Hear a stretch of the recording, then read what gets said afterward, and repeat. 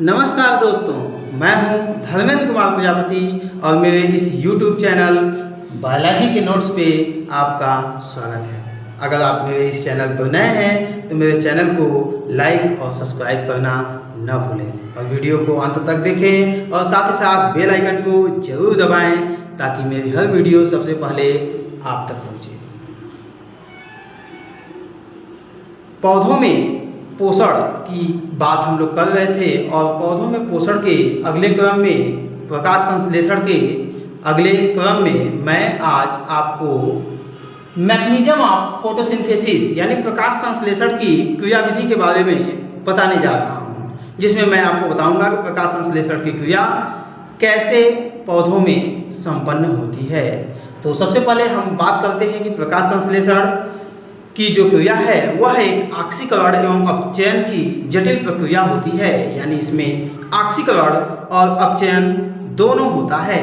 प्रकाश संश्लेषण की क्रियाविधि को दो भागों में बांटा गया है। फर्स्ट इज लाइट रिएक्शन या प्रकाशीय क्रिया, जिसमें जल का ऑक्सीकरण होता है जिसके फलस्वरूप ऑक्सीजन गैस मुक्त होती है।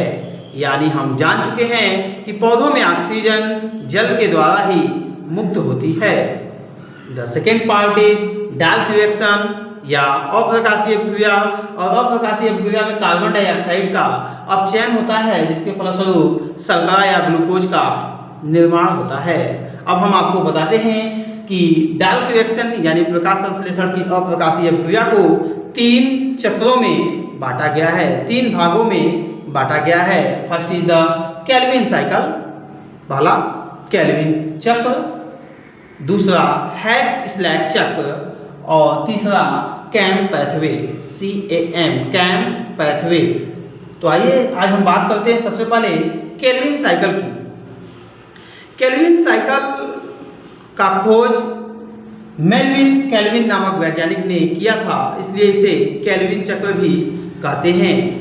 पौधों में प्रकाश संश्लेषण में कार्बन डाइऑक्साइड से ग्लूकोज का निर्माण किन माध्यम से होता है, किस तरीके से होता है, कार्बन डाइऑक्साइड किस प्रकार ग्लूकोज में बदल जाता है, इसके लिए एक चक्र का खोज मेल्विन केल्विन नामक वैज्ञानिक ने किया और उस चक्र को हम केल्विन साइकिल कहते हैं। इस चक्र को पीसीआर साइकिल भी कहते हैं। PCR means photosynthetic carbon reduction cycle.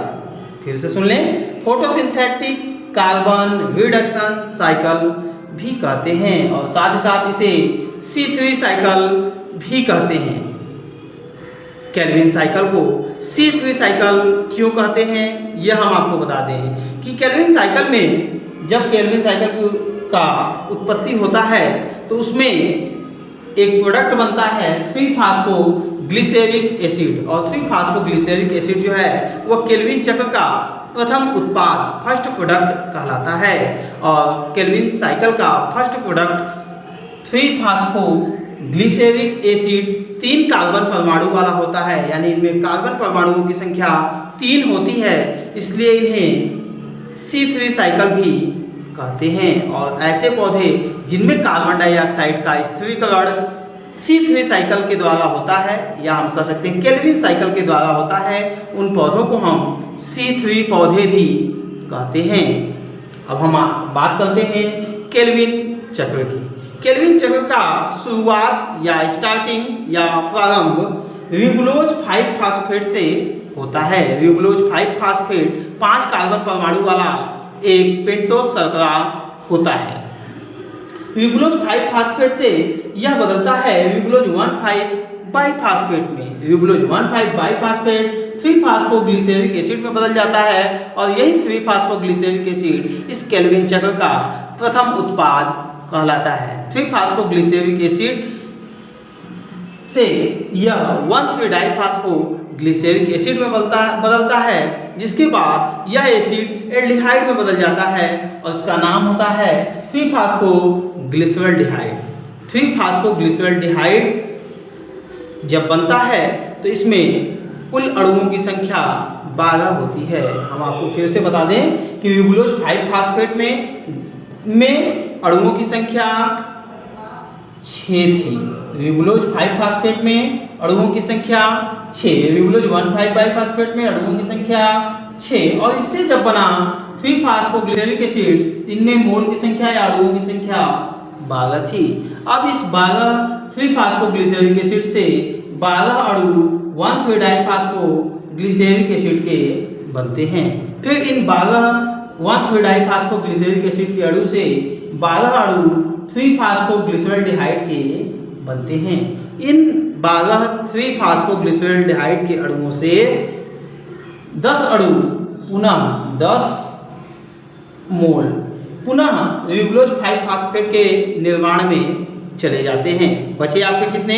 2 मोल।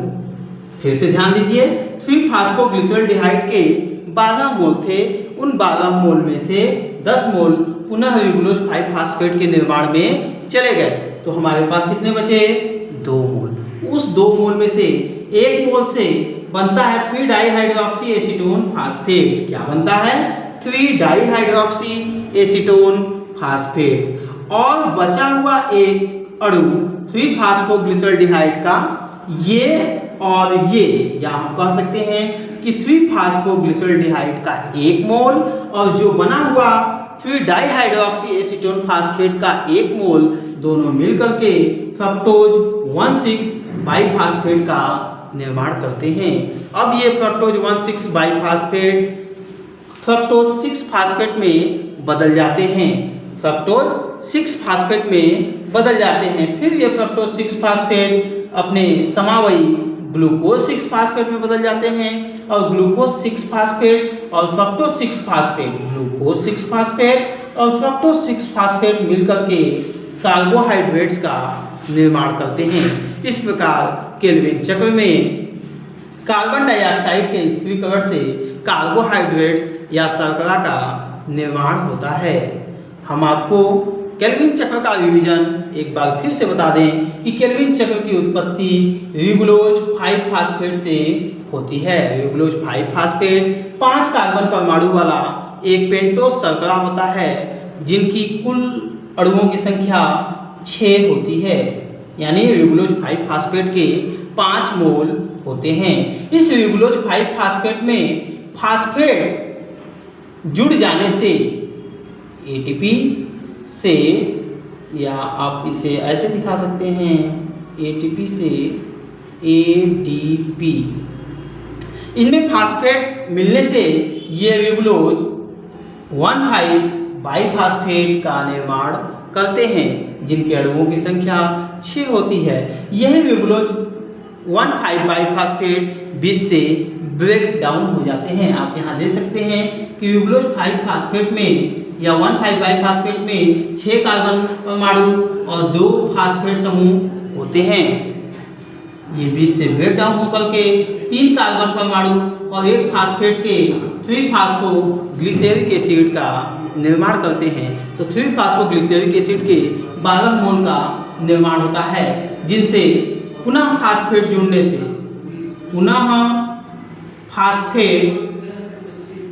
से 1,3 डाइफास्फोग्लिसरिक एसिड का निर्माण होता है। फिर 12 मोल 1,3 डाइफास्फोग्लिसरिक एसिड से 12 मोल 3 फास्फोग्लिसरल्डिहाइड का निर्माण होता है। इन 12 मोल 3 फास्फोग्लिसरल्डिहाइड से 10 मोल पुनः रिबुलोज 5 फास्फेट के निर्माण में चले जाते हैं, और बचे 2 मोल से के 1 मोल से 3 डाइहाइड्रोक्सी एसीटोन फास्फेट का निर्माण होता है, और फिर यह 3 डाइहाइड्रोक्सी एसीटोन फास्फेट का 1 मोल और बचे हुए 3 फास्फोग्लिसरल्डिहाइड के 1 मोल दोनों मिल करके फ्रक्टोज 1,6 बाइफास्फेट का निर्माण करते हैं। फ्रक्टोज 1,6 बाइफास्फेट से फ्रक्टोज 6 फास्फेट निर्माण करता है, तो यहाँ पर भी एक फास्फेट बाहर निकलता है, और फ्रक्टोज 6 फास्फेट से इसके समावयी ग्लूकोज 6 फास्फेट का निर्माण होता है, और ये ग्लूकोज 6 फास्फेट और फ्रक्टोज 6 फास्फेट दोनों मिल करके कार्बोहाइड्रेट्स का निर्माण करते हैं। Thank you.